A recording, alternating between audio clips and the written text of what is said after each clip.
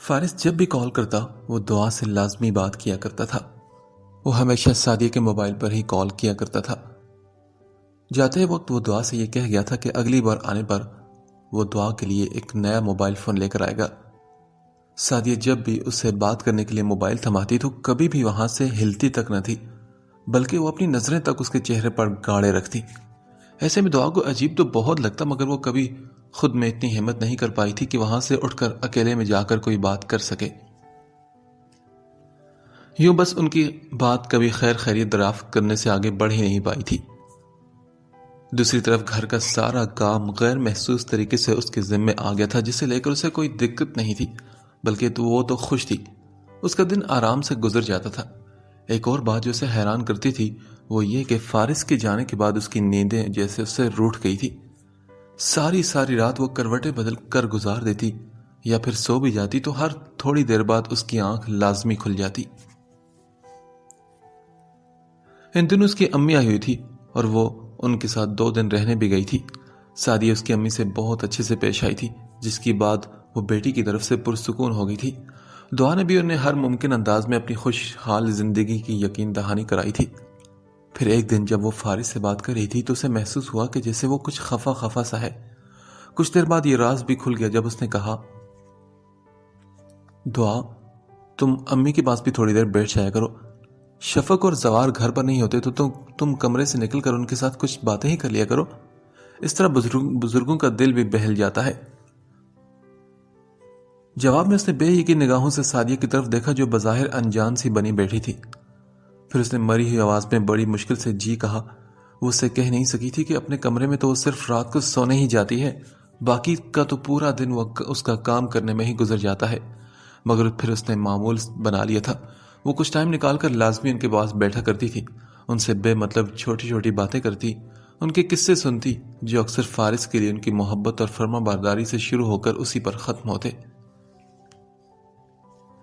وہ اسے اچھے سے سمجھا چکی تھی کہ اس گھر میں فقط ان کی ہی چلتی ہے اور آگے بھی ان کی ہی چلے گی، اور فارس کے لیے ان سے بڑھ کر کوئی امپورٹنٹ نہیں۔ دعا نے اپنے دل و دماغ میں ان کی ہر بات اچھے سے بٹھا لی تھی۔ پتہ نہیں کیوں مگر ان کا رعب دبدبہ اس کی ذات پر قائم ہو چکا تھا۔ آہستہ آہستہ وہ اسے اپنا اصلی روپ بھی دکھا رہی تھی۔ سبین اپنی پوری فیملی کے ساتھ آئی ہوئی تھی۔ سب کی پسند کی ایک ڈش بناتے اچھی خاصی دعوت کا انتظام ہو گیا تھا۔ سبین کے جاتے ہی سبھی اپنے اپنے کمروں میں جا گھسے۔ برتنوں کا ایک انبار کچن میں اس کا منتظر تھا۔ اس نے پہلے سکون سے نماز پڑھی اور پھر کچن میں آ گئی۔ وہ برتن دھو رہی تھی جب زوار بھی وہیں چلا آیا۔ وہ کچھ دیر پہلے ہی گھر لوٹا تھا۔ آہٹ پر اس نے مڑ کر دیکھا جو اب فریج میں سر دیے کھڑا تھا۔ زوار بھائی آپ کو کچھ چاہیے کیا؟ اس کے پوچھنے پر اس نے مڑ کر اسے دیکھا اور پھر بولا، جی بھابھی کھانا چاہیے، مجھے بہت بھوک لگ رہی ہے۔ یہ کہتے وہ وہیں کچن میں رکھی کرسی پر بیٹھ گیا۔ دعا سر ہلاتی ہاتھ دھو کر وہاں سے ہٹ کر اس کے لیے کھانا گرم کرنے لگی۔ وہ نماز پڑھ رہی تھی جب وہ آیا تھا۔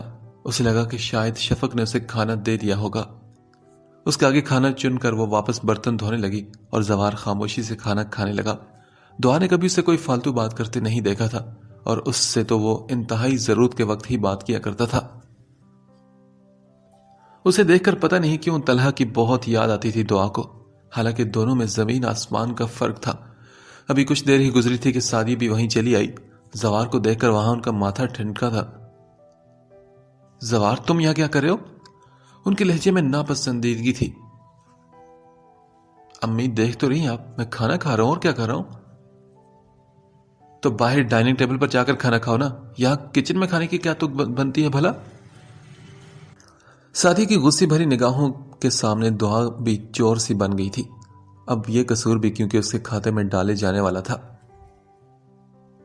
کیا ہے امی، یہاں بیٹھ کر کھا لیے تو کیا قیامت آ گئی؟ ہاں، ایک تو کسی کو میری پرواہ نہیں، اوپر سے اتنی دیر سے آئے ہوں۔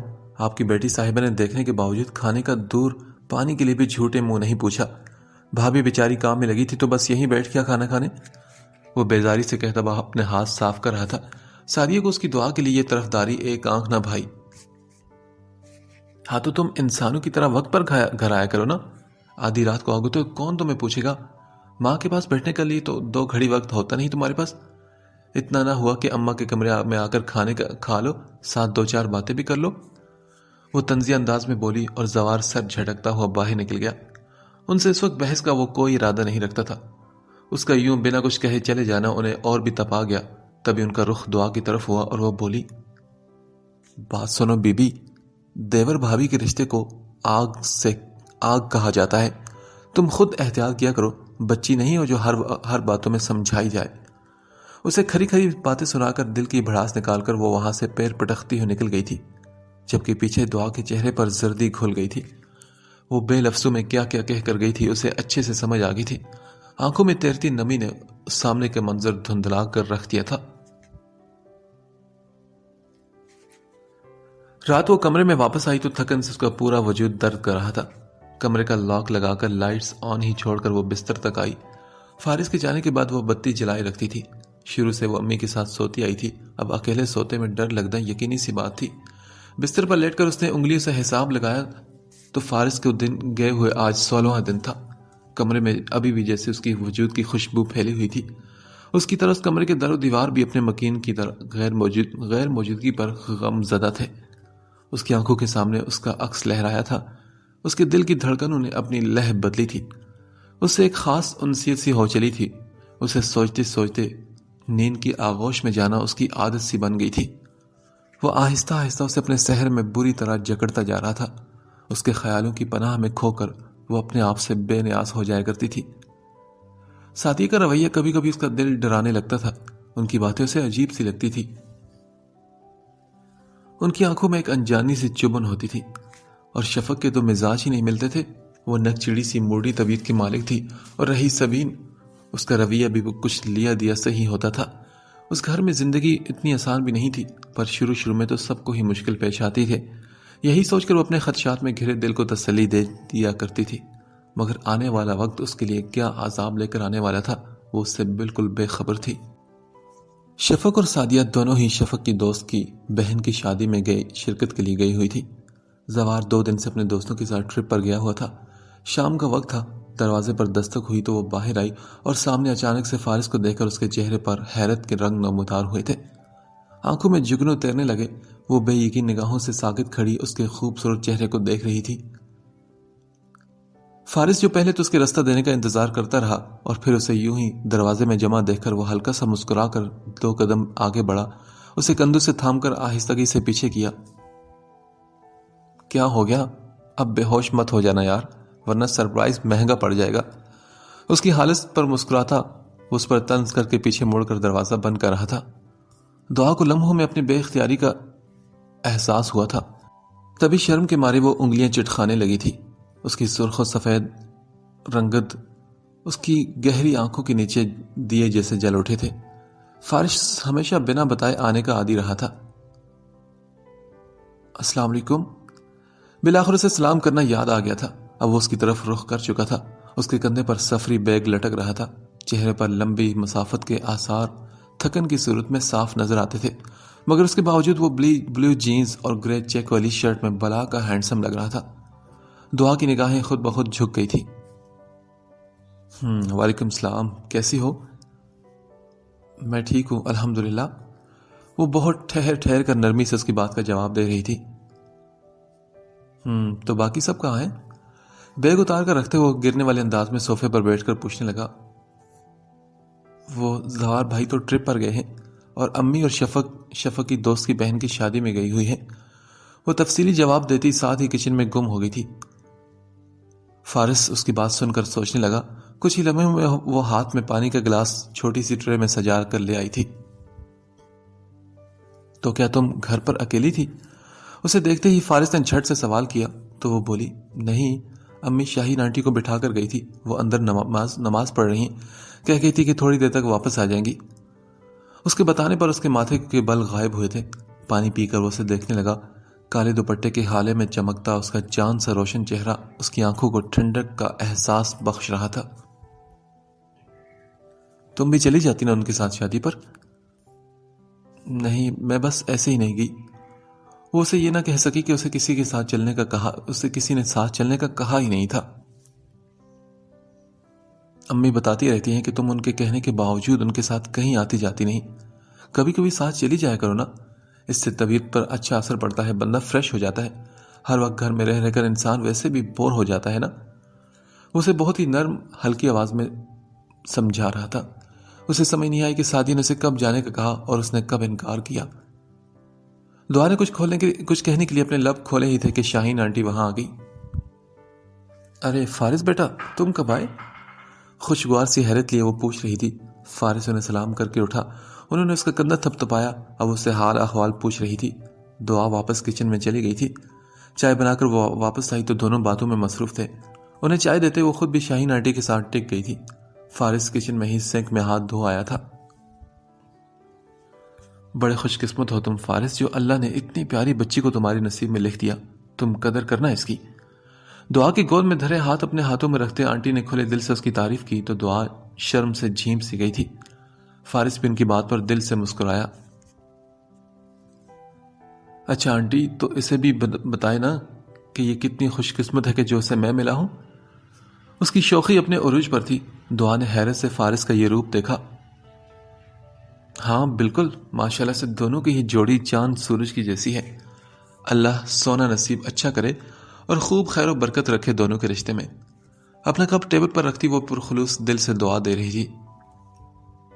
آمین، فارس نے باواضح بلند دعا کو دیکھتے ہوئے کہا۔ اچھا بیٹا فارس، اب تم آ گئے تو میں چلتی ہوں۔ یہ کہہ کر وہ اٹھی تو دعا نے کہا، ارے آنٹی کہاں، بیٹھے نا ابھی؟ ہاں بالکل آنٹی، بیٹھیے نا، اتنے عرصے بعد تو یوں گپ شپ کا موقع ملا ہے۔ فارس بھی ان کے ساتھ اٹھتا ہوا خوش دلی سے بولا۔ ارے چھوڑو بیٹا، سامنے اتنی خوبصورت بیوی ہو تو کس کا دل کرتا ہے کہ بوڑھی عورت سے بات کرنے کا؟ دل میں دعائیں مانگ رہے ہوگے کہ آنٹی کب جائیں گی۔ اسے شرارت سے انہوں نے چھیڑا تو وہ پورے دل سے ہنس کر بولا، ایسی کوئی بات نہیں آنٹی، جبکہ دعا تو شرم کے مارے دونوں کو دیکھ رہی تھی۔ چلے آنٹی، اب آپ نے میرے دل کی آواز سن لی تو انشاءاللہ پھر ملاقات ہوگی۔ وہ انہی کے انداز میں آنکھوں میں شرارت لیے پھر سے بولا اور ساتھ ساتھ ان کے ساتھ ہی باہر کی طرف قدم بڑھانے لگا تو وہ آنٹی اس کی بات پر ہنستے ہوئے منع کر گئی۔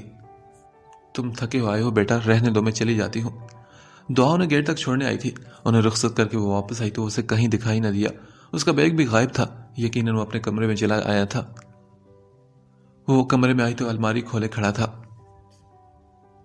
دعا پلیز میرا سیل فون چارجنگ پہ لگا دینا، بیگ کی باہر والی زپ میں چارجر ہوگا۔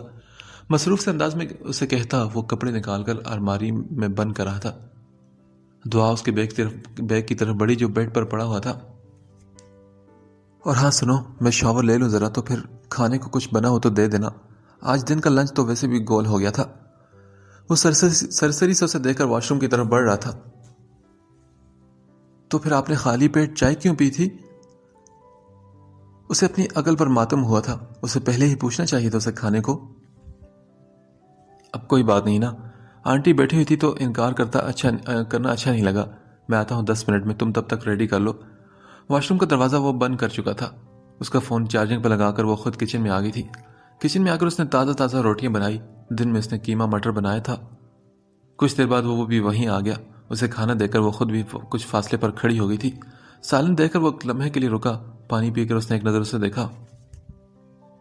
دعا بیٹھ جاؤ نا، بلکہ ایسا کرو کہ مغرب تو ویسے بھی ہونے والی ہے، تم بھی کھانا کھا لو، امی اور شفق تو کھانا کھا کر ہی آئیں گی۔ اس نے دوستانہ انداز میں دعا کو پیشکش کی۔ وہ اس اچانک پڑی آفت پر وہیں جمی رہ گئی تھی۔ پتہ نہیں کیوں مگر اس کی ذرا سی بھی توجہ سے بوکھلانے پر مجبور کر دیتی تھی۔ نہیں آپ کھائیں نا، میں نے صرف آپ کے لیے روٹی بنائی ہے، اس نے کمزور سا بہانہ بنایا۔ ارے 3 روٹیاں ہیں یار، میں نے زیادہ سے زیادہ 2 کھانی ہیں، اور تمہاری جان دیکھ کر لگتا ہے کہ تم ایک بھی کھا لو تو بڑی بات ہے۔ چلو آجاؤ، شابش۔ سامنے رکھی روٹیوں کا جائزہ لیتے ہوئے مصروف سا بولا تو دعا کو بھی اس کی بات ماننی ہی پڑی۔ میں پلیٹ لے کر آتی ہوں اپنی۔ کیوں پلیٹ کیوں، تم میرے ساتھ شیئر کر لو۔ اس کی بات پر وہ جو مڑنے لگی تھی پھر سے آ کر اس کے ساتھ والی کرسی پر بیٹھ گئی۔ انداز ایسا تھا جیسے کسی بھی وقت وہاں سے وہ اٹھ کھڑی ہوگی۔ فارس نے لبوں پر امڑ آنے والی ہنسی کو بڑی مشکل سے روکا۔ وہ پہلے ہی نروس تھی، وہ اسے مزید نروس نہیں کرنا چاہتا تھا۔ اب وہ پلیٹ میں سالن ڈال رہا تھا۔ دونوں نے ایک ساتھ کھانا شروع کیا۔ فارس اس کی جھجک کو اچھے سے محسوس کر رہا تھا۔ پتہ ہے بڑے بزرگ کہتے ہیں کہ ساتھ مل بیٹھ کر کھانے سے محبت بڑھتی ہے۔ نوالا منہ میں رکھتے اسے مسکراتی نگاہوں سے دیکھتے ہوئے بتا رہا تھا۔ دعا کا نوالا منہ کی طرف لے جاتے ہاتھ ہلکا سا لرزا۔ فارس نے بہت غور سے اس کی پرشوق نگاہوں سے اسے دیکھا تھا۔ اس کی نظریں جھکی تھی۔ فارس نے یہ منظر بڑی دلچسپی سے دیکھا۔ مانتا ہوں کہ ایک وعدہ کر کے گیا تھا، مگر اتنا حق تو دو مجھے۔ ایک دم اس کا لب و لہجہ بدلا۔ ذرا سا اس کی جانب جھک کر اس کے ماتھوں کو اس نے اپنے لبوں سے چھوا تھا۔ اس کی جسارت پر وہ خود میں سمٹ سی گئی تھی۔ دلکش بھاری آواز نے اس کے دل کی دھڑکنوں میں تلاطم برپا کر دیا تھا۔ اس کے دل کی دھڑکن کانوں میں سنائی دے رہی تھی۔ اس کے چہرے پر ایک عجیب سے رنگ آ گئے تھے۔ فارس نے نظریں چرائی، پھر اٹھ کر سنک میں اس نے ہاتھ دھوئے اور کہا، سنو، میں جا رہا ہوں، تم ایزی ہو کر اب کھانا کھاؤ۔ وہ ویسے بھی پیٹ بھر کر کھانا کھا چکا تھا، جبکہ دعا نے ابھی مشکل سے آدھی روٹی کھائی تھی۔ اس کے جانے کے بعد اس کی سانس میں سانس آئی۔ اس کی ذرا سی توجہ اور تھوڑی سی قربت اسے پگلانے لگتی تھی، اور جس دن وہ مہربان ہوگا پتہ نہیں دعا کا کیا ہوگا۔ شفق اور سعدیہ کے آنے پر اسی نے دروازہ کھولا تھا۔ فارس کو دیکھ کر حیرت کا جھٹکا تو لگا ان دونوں کو، مگر وہ خوشگوار ہرگز نہیں تھا۔ لیکن ان کے چہرے کے تاثرات سے خوشی صاف ظاہر ہو رہی تھی۔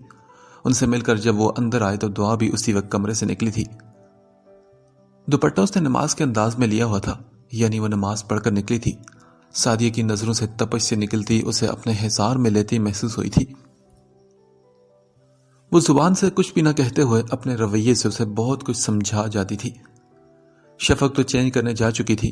فارس اور سعدیہ صوفے پر بیٹھ کے تھے۔ اس بار تو میرا بیٹا بہت جلدی واپس آ گیا ہے، اپنے لہجے میں جھوٹی محبت سموئے وہ فارس کو دیکھتے ہوئے کہہ رہی تھی۔ امی، آپ ہی تو کہتی رہتی ہیں کہ جلدی جلدی چکر لگایا کرو۔ ان کے کندھے پر بازو رکھتے ہوئے وہ لاڈ جتاتے ہوئے بولا۔ دعا بھی مرے مرے قدموں سے جلدی ان کے پاس آ گئی تھی۔ بس رہنے دو، ماں کے کہنے پر آنے والے ہوتے تو دو دم اپنی شکل دکھانے کو نہ درساتے۔ بہو کے آنے سے یہ تو اچھا ہو گیا کہ اب تمہارا چہرہ جلدی دیکھنے کو مل جایا کرے گا۔ اس کے کندھے پر ہلکا سا تھپڑ مارتے ہوئے وہ مصنوعی ناراضگی سے کہتے ہوئے آخر میں دعا کو دیکھتے ہوئے اپنا لہجہ خوشگوار بنا گئی، مگر دعا کو ان کی آنکھوں میں اپنے لیے کاٹ سی محسوس ہوئی تھی۔ اچھا بتاؤ، کیا کھائے گا میرا بچہ؟ چکن پلاؤ بناؤں یا اپنے بیٹے کے لیے یا کچھ اور؟ اب وہ پھر سے فارس کی طرف رخ موڑ کر پوچھ رہی تھی۔ فارس نے نام میں سر ہلاتے ہوئے کہا، کھانا تو میں کھا چکا ہوں امی، ایسا کریں آپ کل دن میں کچھ بنا لیجیے گا۔ کیا مطلب، کیا کھایا تم نے؟ کہیں وہ مٹر قیمہ تو نہیں کھایا؟ وہ حیرت سے اسے دیکھ کر پوچھنے لگی تو فارس نے ہاں میں سر ہلایا۔ انہوں نے دعا کی طرف چہرہ موڑ کر کہا، دعا بیٹا کچھ بنا ہی لیتی، میرا بچہ اتنی دور سے آیا ہے اور آگے کھانے کو ملا بھی کیا جو اسے پسند ہی نہیں؟ پہلی بار اس کے آنے پر گھر پر میں نہیں تھی، ورنہ اپنے بچے کے لیے میں ہمیشہ اس کی پسند کا کھانا بناتی ہوں۔ سعدیہ بیگم کے انداز میں ناراضگی تھی۔ دعا نے گڑبڑا کر فارس کو دیکھا۔ اس کے تو فرشتوں کو بھی علم نہیں تھا کہ فارس کو مٹر قیمہ اچھا نہیں لگتا۔ اس کی اڑی رنگت دیکھ کر فارس فوراً بولا، نہیں امی، کھانا تو دعا بنانے لگی تھی مگر میں نے ہی منع کر دیا، مجھے بہت بھوک لگی تھی نا، اور سالن بھی بہت مزے کا تھا۔ دعا کی طرفداری کرنے پر سعدیہ کو دل میں بہت ہی برا فیل ہوا تھا۔ دعا نے وہاں سے جانے میں ہی اپنی خیریت جانی اور وہ فوراً اٹھ کر کچن میں چلی گئی۔ وہ تو ٹھیک ہے بیٹا، مگر دعا اب تمہاری بیوی ہے، اسے پتا ہونا چاہیے کہ تمہاری پسند ناپسند کیا ہے۔ میں تو بتاتی بھی رہتی ہوں مگر پتہ نہیں اس کا دھیان کہاں ہوتا ہے۔ ان کا لہجہ سادہ سا تھا۔ فارس ان کے جواب میں کچھ بھی نہ بولا۔ اچھا چھوڑو ان باتوں کو، یہ بتاؤ کہ کتنے دن کے لیے آئے ہو تم؟ میں پرسوں واپس چلا جاؤں گا۔ اب وہ سے چھوٹی موٹی باتیں کر رہی تھی جن کا وہ آرام سے ٹھہر ٹھہر کا جواب دے رہا تھا۔ تبھی ایک دم کچھ یاد آیا۔ امی، وہ میرے جاننے والے ہیں نا شاہد صاحب، ان کا بیٹا میڈیکل میں ہے، وہ لوگ شفق کے لیے آنا چاہ رہے ہیں، کیا کہتی ہیں آپ؟ ہاں کیوں نہیں بیٹا، بیٹی والے گھر تو رشتے آتے ہی رہتے ہیں، تم بلا لو انہیں، باقی جو اللہ کی مرضی۔ سر ہلاتے وہ کچھ سوچتی ہوئے کہہ رہی تھی۔ ٹھیک ہے پھر میں ان سے کہہ دیتا ہوں آنے کو، آپ کوئی دن رکھ لیں اور دیکھ لیں، پھر جیسے آپ کو مناسب لگے۔ وہ سیدھا ہو کر بیٹھا، اس کے چہرے پر تھکن کے آثار تھے۔ ایسا کرو بیٹا، تم انہیں کل ہی بلا لو، تم بھی یہیں ہوگے، سب کچھ دیکھ سن لیتے ہیں اکٹھے ہی۔ چہرے پر تکلیف لیے وہ پاؤں جوتے کی قید سے آزاد کرتی بولی تو وہ ان کی پاؤں کی طرف مڑا جو سوجن کا شکار تھے۔ امی، آپ کے پاؤں درد کر رہے ہیں کیا؟ لائیں میں دبا دوں؟ وہ جھک کر ان کے پاؤں کو ہاتھ سے چھو رہا تھا۔ نہیں بیٹا، تم خود تھکے ہارے آئے ہو، رہنے دو، خود ہی ٹھیک ہو جائیں گے۔ ہاتھ کے اشارے سے وہ منع کر گئی، مگر فارس نے کہا نہیں امی، آپ اٹھیں، چل کر آپ بیڈ پر لیٹیں، تھوڑی دیر میں دباؤں گا تو آپ بہتر فیل کریں گی۔ اٹھ کر انہیں بھی اٹھنے میں مدد کرتا انہیں لیا کمرے کی طرف بڑھ رہا تھا۔ جیتے رہو بیٹا، اللہ خوش رکھے تمہیں۔ ان کی آواز دور جانے پر مدھم ہوتی جا رہی تھی۔ سعدیہ بیگم کے سو جانے کے بعد وہ تھوڑی دیر پہلے ہی اپنے کمرے میں واپس آیا تھا۔ اس وقت وہ بستر پر لیٹا اپنا فون چیک کر رہا تھا جب دعا بھی کمرے میں آئی۔ اس کی طرف اس نے دودھ کا گلاس بڑھایا جسے وہ خاموشی سے تھام چکا تھا، البتہ آنکھیں دعا کی کلائی میں سجی سبز چوڑیوں میں اٹک گئی تھی۔ ان کا ہلکا ہلکا سا شور فارس کے دل میں جذبات کو پھر سے بیدار کرنے لگا۔ وہ جان بوجھ کر اس سے نظریں چرا رہا تھا۔ اس کا حسن، اس کا من موہنا چہرہ اور اس کا قیامت خیز سراپا وہ نظر انداز کی جانے کے لائق تو ہرگز نہیں تھی، جبکہ وہ اس پر جائز حق بھی رکھتا تھا۔ مگر فارس اپنی کہی ہوئی بات کا بھی پابند تھا۔ اس کا رویہ اس بار اچھا تھا، مگر وہ اسے پورا وقت دینا چاہتا تھا۔ اس رشتے کو وہ پوری دلی آمادگی سے اپنانے کا موقع دینا چاہتا تھا، پر اپنے دل کا کیا کرے جو اس کی طلب کر رہا تھا؟ کچھ سوچ کر وہ اس کی طرف دیکھنے لگا جو خاموش کھڑی اپنے ناخن کھرچتی اس کے گلاس واپس کرنے کا انتظار کر رہی تھی۔ دعا بات سنو، وہ سلیپنگ پلس کہاں ہے؟ اس کی ایک دم آنے والی آواز پر وہ اسے دیکھنے لگی۔ اس کے چہرے پر پھر سے ڈر پھیل گیا تھا، ایک انجانا سا خوف جسے فارس کی زیرک نگاہوں نے بھانپ لیا تھا۔ بولو نا، کہاں ہے وہ؟ اسے یوں ہی خاموش کھڑا دیکھ کر اس نے پھر سے پوچھا۔ وہ آہستگی سے چل کر بیڈ کی دوسری سائڈ پر گئی اور دراز میں سے وہ بوتل نکال کر لائی تھی۔ فارس نے ہاتھ بڑھایا تو دعا نے نہ سمجھی سے اس کی طرف دیکھا۔ اب وہ گلاس سائڈ ٹیبل پر رکھے اس کو کھول رہا تھا۔ فارس نے ایک گولی اپنے ہاتھ پر رکھی، پھر کچھ سوچ کر ایک اور نکالی۔ دعا کا تو حیرت کے مارے منہ کھلے کا کھلا رہ گیا جب فارس نے اس کے سامنے نیند کی 2 گولیاں دودھ کے گلاس کے ساتھ نگل لی تھی۔ پھر فارس نے اس کی پھیلی آنکھوں کو دیکھا۔ دعا کے لب بھلے خاموش تھے، مگر وہ قاتل آنکھیں اسے گھائل کرتی سوال کر رہی تھی۔ وہ دودھ کا گلاس خالی کرتا اس کی طرف بڑھاتا ہوا اسے مسکرا کر دیکھ رہا تھا۔ احتیاطی تدبیر کے طور پر بچاؤ کے لیے یہ سب ضروری ہو گیا تھا، اس لیے میں نے یہ کھائی۔ اسے آنکھ مار کر شرارت سے کہتا وہ اسے حیرت زدہ چھوڑ کر اب لیٹ رہا تھا۔ دعا نہ سمجھی سے اسے دیکھتی ہوئی مڑ گئی تھی۔ کمرے میں اس کی چوڑیوں کی جل ترنگ سی پھر سے بج اٹھی تھی۔ اور دعا پلیز یہ چوڑیاں بھی اتار دینا، بڑی مشکل سے میں نے پہلے ہی خود پر بند باندھ رکھا ہے، انہوں نے تو اور حشر برباد کر دیا ہے میری جذبات میں۔ کروٹ کے بعد لیٹتے ہوئے آنکھوں پر بازو رکھ چکا تھا۔ اس نے ایک نظر اپنی کلائی میں کی اور پھر اس کی بات کو سوچتی ہوئی باہر نکل گئی۔ عجیب انسان ہے یہ، اس دن خواہ مخواہ مجھے ڈانٹ دیا، حالانکہ میں تو یہ دوائیاں لیتی بھی نہیں تھی، اور خود آج کیسے مزے سے 2 گولیاں کھا لی جیسے بچپن والی میٹھی گولیاں ہو، اور اوپر سے ان کی باتیں وہ تو میرے سر کے اوپر سے گزر جاتی ہیں۔ اس گھر میں سبھی نے مل کر مجھے پاگل کر دینا ہے، جھوٹے کہیں کہ دعا یہ گولیاں میں کبھی نہیں لیتا۔ آخر میں منہ کی زاویہ بگاڑ کر اسے اس دن کی کہی بات پر نقل لگائی تھی۔ کچن کی جانب بڑھتے ہوئے اس کی بڑبڑاہٹیں اپنے عروج پر تھی۔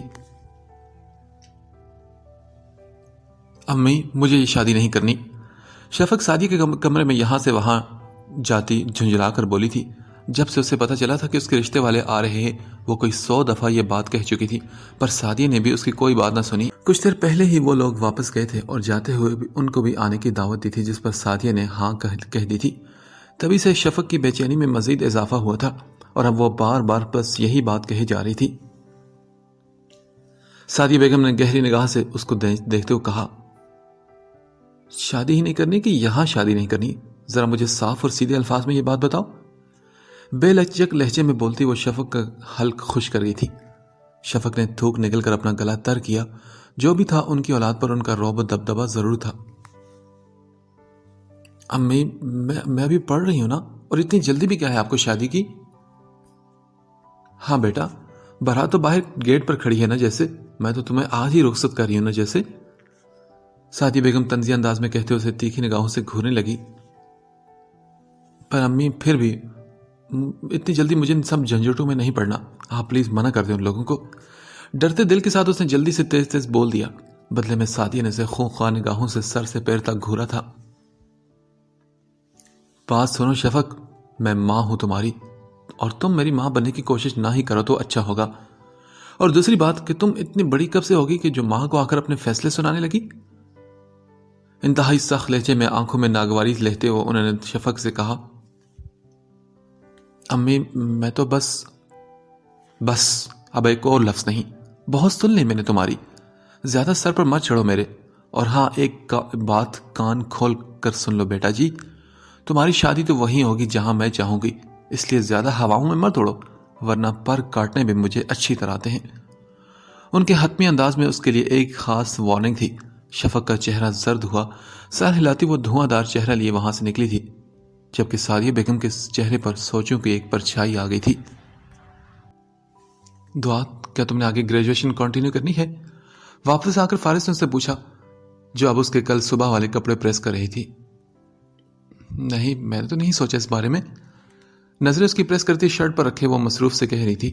وہ جانتی تھی کہ سعدیہ کو یہ بات پسند نہیں آنی تو گھر کا ماحول خراب کرنے کا کیا فائدہ؟ نہیں سوچا تو پھر سوچو نا یار، اتنے اچھے مارکس آئے تمہارے، میرے خیال میں تمہیں آگے پڑھنا چاہیے۔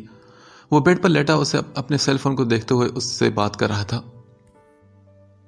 مجھے لگتا ہے مجھ سے آگے نہیں پڑھا جائے گا، اب دل بھی نہیں رہا تو زور زبردستی سے آگے ایڈمیشن بھی لے لیا تو کوئی فائدہ نہیں ہوگا نا۔ دعا نے یہ کہہ کر بات ہی ختم کر دی تھی۔ فارس بھی چپ کر گیا۔ اگلی صبح بھی جب اس نے موبائل دلانے والی بات کی تو تب بھی دعا نے انکار کر دیا تھا۔ فارس کو برا تو لگا تھا مگر اس نے ظاہر نہیں کیا۔ کبھی کبھی اسے دعا کا رویہ عجیب سا لگتا تھا، گمسم، اداس، کھویا کھویا سا۔ دعا کو براہ راست نہ صحیح مگر باتوں باتوں میں سعدیہ نے اشارہ دے دیا تھا کہ گھر میں پہلے ہی موبائل اور لینڈ لائن موجود ہے تو مزید لینے کی کیا ضرورت۔ وہ جانتی تھی کہ فارس کے جانے کے بعد وہ سعدیہ بیگم کے ظلم کا نشانہ بنے گی، تبھی اس نے موبائل لینے سے انکار کر دیا تھا۔ ویسے بھی وہ فارس کو کچھ بتانے سے ڈرتی تھی۔ وہ جانتی تھی کہ فارس پوری طرح سعدیہ کے زیر اثر ہے، وہ اس کی کسی بھی بات کا یقین نہیں کرے گا۔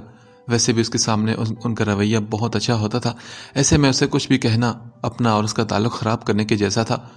وہ پہلے ہی اور ان کا ریلیشن پہلے ہی کچی ڈور کے دھاگے پر کھڑا تھا۔ بعض اوقات انسان کسی مصلحت کے باعث خاموشی اختیار کرتے سوچتا ہے کہ اسی میں خیر ہے، مگر سامنے والا اس چپ کو اس کی کمزوری جان کر اور بھی بہادر بن جاتا ہے۔ دعا بھی اسی بھنور میں پھنس گئی تھی۔ اس کی کم عمری اور نہ سمجھی اس کے لیے وبال جان ثابت ہونے والی تھی۔ اگلی صبح وہ فجر کے وقت نکلا گھر سے۔ اسے الوداع کرنا دل پر پتھر رکھنے کے برابر تھا۔ اس حبس زدہ زندگی میں اس کے آس پاس ہونے کا احساس ایک کھلے روزن کی طرح تھا جہاں سے تازہ ہوا کا کوئی نہ کوئی جھونکا دل و جان کو سکون کی فراہمی کا باعث بنتا تھا۔ اتنے کم عرصے میں ہی دعا کو فارس اپنے لیے لازم و ملزوم لگنے لگا تھا۔ تیار ہو کر اس کی طرف مڑا، جو خاموش نگاہوں سے اسے دیکھ رہی تھی۔ وہ اس کی طرف آیا تھا، دھیرے سے اسے اپنے ایک بازو کے حصار میں لیتے ہوئے اس کا سر اپنے شانے سے لگایا تھا۔ چند لمحوں کا کھیل تھا، دعا کی ساری زندگی جیسے ان لمحوں میں سمٹ آئی تھی۔ فارس نے اس کے پرکیف وجود کی نرماہٹ کو اپنی رگوں پے میں ادرتا محسوس کیا تھا، پھر جس نرمی سے اسے اپنی پناہ میں لیا تھا اسی انداز میں اسے آزاد کرتے ہوئے اس کی پیشانی پر اپنا لمس چھوڑا تھا۔ دعا کی پلکوں کی جھلمل اس کے رخساروں پر گر سی گئی تھی، چہرے پر گھلی سرخی کسی خوبصورت حادثے کی چغلی کھا رہی تھی۔ اس بار تو میں نے تمہیں چھوڑ دیا ہے دعا، مگر اگلی بار کوئی دوری میں برداشت نہیں کروں گا۔ میرے ضبط کا اور امتحان مت لینا، میں بھی انسان ہوں یار، کچھ تو مجھ پر رحم کرو۔ اور کتنا آزمانے کا ارادہ ہے جناب کا؟ اور اب یہ دوریاں تو میری روح کے لیے وبال جان بن چکی ہیں، اور انتظار میں بالکل نہیں کروں گا۔ اپنے چھوٹے سے دماغ میں یہ بات اچھے سے بٹھا لینا، اور ساتھ ہی اگر دل میں مجھے بسا لیا ہے تو بندہ تا عمر آپ کا احسان مند رہے گا، نہیں تو اتنا دم خم تو ہم بھی رکھتے ہیں کہ زبردستی جوتوں سمیت دل میں گھسے چلے آئیں گے آپ کے۔ اس کے ماتھے پر کس کرتے ہوئے وہ پرشوق لہجے میں اپنی آواز کا جادو چلا رہا تھا۔ دعا کو لگا تھا کہ وہ ابھی کے ابھی پورے قد سے زمین پر گر جائے گی۔ ایسا ہو بھی جاتا اگر وہ اسے دونوں ہاتھوں سے کمر سے تھامے نہ ہوتا۔ اس کی اتنی سی نزدیکی بھی جسم سے جان نکال لیتی تھی۔ ایک بھرپور نگاہ اس کے دل موہ لینے والے چہرے پر ڈالی اور پھر آہستگی سے اسے آزاد کرتا وہ اپنا بیگ اٹھانے لگا۔ سنو، تم تھوڑی دیر بعد آنا، ایسے سب کے سامنے جاؤ گی تو تمہیں دیکھ کر سب پتہ نہیں کیا کیا سوچیں گے، جبکہ ایسا ویسا تو کچھ ہوا بھی نہیں۔ یار مجھے ایک بات سمجھ نہیں آ رہی کہ کوئی تمہارے جیسا معصوم کیسے ہو سکتا ہے؟ اپنی ہنسی کو کنٹرول کر کے اس کی غیر ہوتی حالت پر چوٹ کر کے وہ اس کے گالوں پر نرمی سے چٹکی کاٹ کر باہر نکل گیا تھا، جبکہ دعا پیچھے آئینے میں اپنا عکس دے کر خود میں سمٹ گئی تھی۔ اس کے چہرے پر شرمگی سی مسکان تھی۔ اس نے اپنے منہ پر ہاتھ پھیر کر جیسے اس کی سرخی کو زائل کرنا چاہا، پھر لپک کر اس کے پیچھے گئی تھی کہ کہیں اس کے جانے سے پہلے وہ نکل ہی نہ جائے، اور وہ اس کے آخری دیدار سے خود کو محروم نہیں رکھنا چاہتی تھی۔ دن یوں ہی آہستہ آہستہ گزر رہے تھے۔ سردی نے موسم کو اپنی لپیٹ میں لے لیا تھا۔ ایسے میں دن چھوٹے اور راتیں طویل ہوتی، اس کی زندگی میں بھی ایک جمود کی کیفیت طاری کر گئی تھی۔ شفق کچھ گمسم سی ہو گئی تھی۔ اس کا رشتہ طے ہونے کے قریب تھا۔ باہمی مشورے سے سبھی نے اس کے رشتے کے لیے ہاں کر دی تھی۔ اب بس فارس کے آنے کا انتظار تھا اور اس کے آتے ہی منگنی کر دی جانی تھی۔ اس سرد ٹھٹرتی رات کی رات 11:45 بج رہے تھے۔ دعا کو سوتے ہوئے اپنا گلا خشک ہوتا محسوس ہوا۔ اس کی آنکھ کھلی تھی۔ کمرے میں پانی رکھنا وہ آج بھول گئی تھی۔ پہلے اس نے سوچا کہ رہنے تھے، پھر چرم کروٹیں بدلتی وہ بے بسی سے اٹھ کر بیٹھ گئی تھی۔ اپنے بستر سے اٹھ کر وہ باہر نکلی تو اس کا رخ کچن کی طرف تھا۔ اس کے قدم کسی غیر معمولی احساس کے تحت رکے۔ نظریں گھما کر اس نے گھر کے اندرونی دروازے کی طرف دیکھا تو اسے وہاں کوئی کھڑا دکھائی دیا۔ ڈر کے مارے اس کی چیخ نکلنے کو تھی، جسے منہ پر ہاتھ سختی سے جما کر اس نے روکا۔ اس کے جسم پر لرزہ طاری ہو گیا تھا، مگر پھر لمحے کے ہزارواں حصے میں خود کو مضبوط کرتے اس نے قدم باہر کی طرف بڑھائے تھے۔ باہر کا گیٹ کھلا تھا اور اس کے پاس 2 لوگ کھڑے تھے۔ گیٹ کی جلتی لائٹس میں اس نے دیکھا کہ وہ شفق تھی، جس کے ہاتھ میں قدرے درمیانے سائز کا بیگ تھا۔ شفق، تم؟ اس کی پکار پر وہ باہر نکلتے وجود کے قدم ہوا میں رہ گئے تھے۔ اس نے بے یقینی سے پیچھے مڑ کر دیکھا۔ دعا بجلی کی تیزی سے اس کی طرف آئی۔ باہر ایک لڑکا کھڑا تھا اور اس اچانک پڑی آفت پر وہ بھی پریشان ہو کر اس صورتحال کو سمجھنے کی کوشش کر رہا تھا۔ دونوں کے چہرے پر ہوائیاں اڑ گئی تھی۔ یوں پکڑے جانے کا تو سوال ہی پیدا نہیں ہوتا تھا۔ شفق نے اپنی پوری تسلی کر کے ہی اسے بلایا تھا۔ شفق، تم کہاں جا رہی ہو اس وقت؟ اور یہ لڑکا کون ہے؟ اس کی نگاہوں میں بے یقینی تھی، ایک خوف تھا۔ اس کی زبان لڑکھڑائی تھی۔ اس سے پہلے کہ وہ جواب دیتی، اس لڑکے نے تیر کی سی تیزی سے شفق کے ہاتھ سے وہ بیگ جھپٹا اور بھاگنے ہی لگا تھا کہ دعا نے حاضر دماغی سے کام لیتے ہوئے جلدی سے اپنی پوری قوت لگا کر اس کے کالر کو پیچھے سے پکڑ کر کھینچا۔ یہ سب کچھ اتنا اچانک ہوا تھا کہ وہ سنبھل نہ سکا، اور شاید وہ ایسی کسی پیش رفت کی توقع بھی نہیں کر رہا تھا۔ وہ گیٹ کے اندرونی سائیڈ میں ان کے قدموں میں ہی سر کے بل گرا تھا۔ اس کا سر پکے اینٹوں سے بنے فرش پر بری طرح ٹکرایا تھا۔ شفق نے منہ پر ہاتھ رکھ کر اپنی چیخ روکی۔ تبھی دعا نے اونچی آواز میں پکارا، امی بات سنیں۔ سردیوں کی سپاٹ رات میں اس کی آواز نے دور تک سفر کیا تھا۔ شفق کا رنگ لٹھے کی طرح سفید ہو گیا تھا، جیسے کسی نے اس کا سارا خون نچوڑ لیا ہو۔ وہ لڑکا درد سے کراہتا اب سر کو پیچھے سے پکڑ کر اٹھنے کی کوشش کر رہا تھا۔ بیگ پاس ہی گر چکا تھا۔ دعا مسلسل سعدیہ بیگم کو آوازیں دے رہی تھی۔ تبھی اندر سے سوئی جاگی آنکھوں کے ساتھ بوکھلائی ہوئی سعدیہ بیگم ننگے پاؤں باہر آئی تھی۔ ماں کو آتے دیکھ کر شفق کے تو رہے سہے اوسان بھی خطا ہوئے تھے۔ سعدیہ مندی آنکھیں کھولے صورتحال سمجھنے کی کوشش کر رہی تھی۔ کیا ہو رہا ہے یہاں پر یہ سب؟ ان کی اونچی آواز گونجی تو دعا نے انہیں دیکھ کر ذرا بھر سکھ کا سانس لیا۔ شفق بھاگ کر ماں کے پاس آ گئی تھی۔ امی یہ دعا بھابھی اس لڑکے کے ساتھ بھاگ رہی تھی۔ وہ تو شکر ہے کہ میری آنکھ کھل گئی۔ شفق نے لمحوں میں ہی ساری بساط الٹ کر رکھ دی تھی، اور دعا، وہ تو جیسے زلزلوں کی زد میں آ گئی تھی۔ اس کے سوچنے سمجھنے کی صلاحیت تو جیسے بند ہو گئی تھی۔ وہ بے یقین بھری نگاہوں سے شفق کو دیکھ رہی تھی، اور یہی وہ لمحہ تھا جب گھر کے باہر ایک ٹیکسی آ کر رکی۔ سعدیہ بیگم کی آنکھوں میں غم اور غصے کی ایک لہر جاگی تھی۔ انہوں نے کاٹ تار نگاہوں سے اپنی بیٹی کو دیکھا اور پھر دعا کی طرف نگاہ کی۔ وہ لڑکا اٹھ کر بھاگنے لگا جب گیٹ سے اندر داخل ہوتے فارس سے ٹکرایا۔ فارس حیرت بھری نگاہوں سے سامنے کا منظر دیکھنے لگا، اور حیرت کا یہ شدید جھٹکا تو سعدیہ اور شفق کو بھی لگا تھا۔ اس لڑکے کو دیکھ کر اسے حیرت ہوئی، جو اسے دیکھ کر اور بھی زیادہ خوف زدہ ہو گیا تھا۔ امی، آپ سب اس وقت یہاں، اور یہ لڑکا کون ہے؟ سبھی کو ایک نظر دیکھ کر وہ سعدیہ پر نظر جما کر پوچھنے لگا۔ دعا نے فارس کو دیکھا تو اس کے دل کو نہ جانے کیوں ایک امید ہو چلی کہ جیسے اب کچھ غلط نہیں ہوگا اور فارس سب کچھ سنبھال لے گا۔ اچھا ہو تم آگے فارس بیٹا، یہ اپنی آنکھوں سے دیکھو دعا ہمارے منہ پر کیا کالک ملنے جا رہی تھی۔ اس لڑکے کے ساتھ بھاگتے ہوئے شفق نے اسے رنگے ہاتھوں پکڑا ہے۔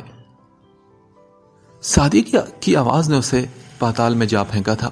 اس نے آس پاس آس بھری نظروں سے فارس کی طرف دیکھا۔ وہ بولنا چاہتی تھی مگر اس کے الفاظ جیسے کہیں گم ہو گئے تھے۔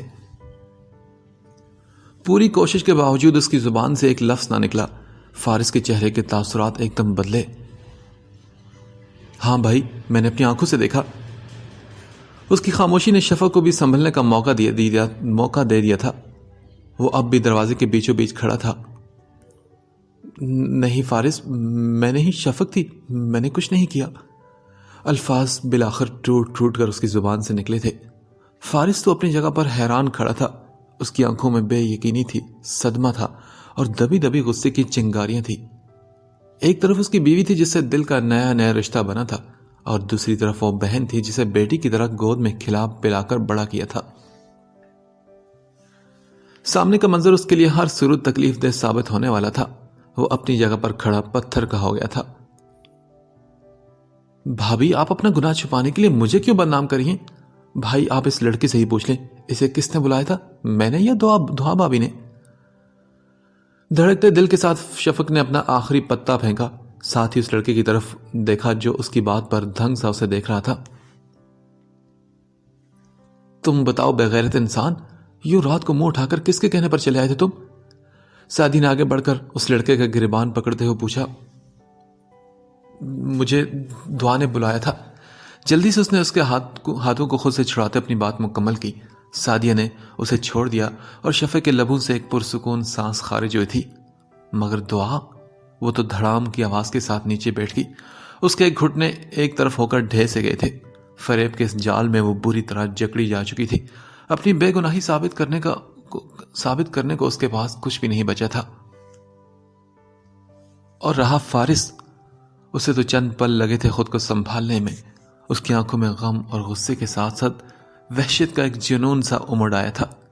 اس کا بیگ اس کے کندھے سے گر چکا تھا۔ وہ کسی بپھرے ہوئے شیر کی طرح اس لڑکے پر جھپٹا، پے در پے 3-4 گھونسے اس کے چہرے پر مارے۔ وہ اپنے آپے سے باہر ہو گیا تھا۔ سعدیہ نے اس کا یہ انداز پہلی بار دیکھا تھا۔ انہیں خوف محسوس ہوا تو جلدی سے آگے بڑھ کر انہوں نے اس کا ہاتھ پکڑ کر روکا۔ وہ لڑکا اپنی خون بہتی ناک پر ہاتھ رکھے درد سے کراہ رہا تھا۔ بس کر دو فارس، کیوں تم سب کو یہ تماشا دکھانا چاہتے ہو؟ ابھی محلے میں کسی کو پتہ نہیں لگا، اگر پتہ لگ گیا تو منہ دکھانے کے لائق نہیں رہیں گے ہم۔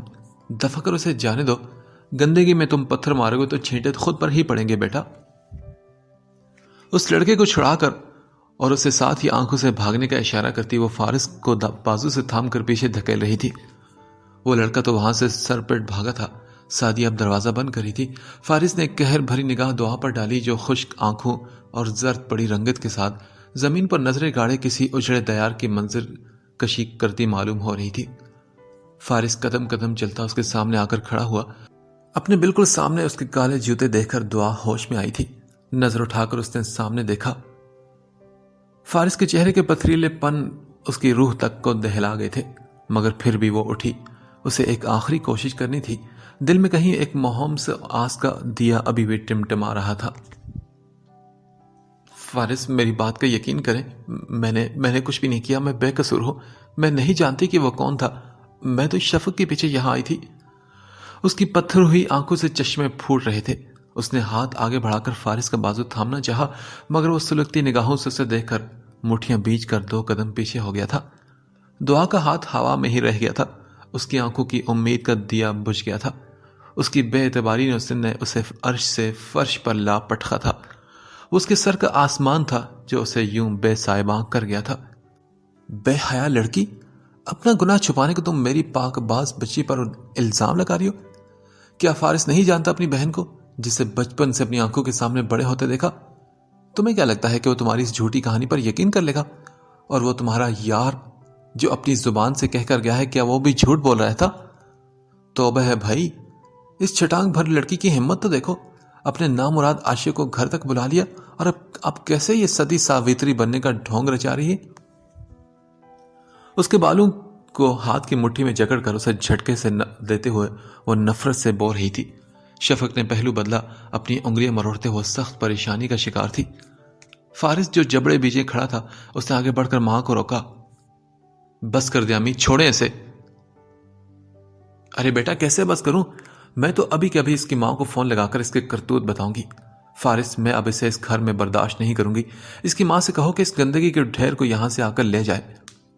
دبی دبی سی آواز میں وہ چیخ کر کہتی آگ برساتی نگاہوں سے دعا کو گھور رہی تھی۔ دعا ایک پل ایک دم ہوش میں آئی۔ کہانی کا سب سے تاریک پہلو تو اب اس کے سامنے آیا تھا۔ تبھی وہ چلا کر بولی، نہیں پلیز آپ میری امی کو کچھ مت بتائیے گا، میں ہاتھ جوڑتی ہوں، وہ یہ سب برداشت نہیں کر پائیں گی۔ آپ مجھے جو مرضی سزا دے دیں مگر میری امی کو کچھ مت بتائیں پلیز، وہ مر جائیں گی۔ ان کے آگے ہاتھ جوڑے وہ وہیں ان کے قدموں میں بیٹھتی چلی گئی تھی۔ فارس نے تکلیف کے احساس سے نظروں کا رخ بدلا تھا۔ ہاں تو یہ سب تب سوچنا تھا نا جب یہ تم گل کھلا رہی تھی۔ سعدیہ بیگم کے انداز میں کوئی بھی رعایت نہیں تھی۔ آپ ایسا کچھ نہیں کریں گی امی، جو بھی ہوا اس میں دعا کی امی کا کوئی قصور نہیں، بس اس سب کو یہیں دفن کر دیں۔ آج کے بعد کوئی بھی اس بارے میں بات نہیں کرے گا، میں کسی کے منہ سے ایک لفظ نہ سنوں اس سب کو لے کر، اور دعا کہیں نہیں جائے گی، یہ یہیں رہے گی۔ لہجے میں چٹانوں کی سختی لیے وہ اپنے ایک ایک لفظ پر زور دیتا کہہ رہا تھا۔ پھر وہ آندھی طوفان بنا اندر کی طرف بڑھ گیا۔ شفق نے جلدی سے بیگ اٹھایا، سعدیہ نے فارس کا بیگ اٹھایا اور وہ دونوں اس پر ایک نگاہ کیے اندر کی طرف بڑھ گئی تھی، جبکہ پیچھے دعا زمین پر کسی لٹے ہوئے مسافر کی طرح بیٹھی رہ گئی تھی جو بیچ راہ میں اپنی ہر چیز کھو بیٹھا ہو۔ اس تاریک رات کی سیاہی نے اس کے نصیب میں بھی اپنے جیسے گھپ اندھیرے لکھ دیے تھے۔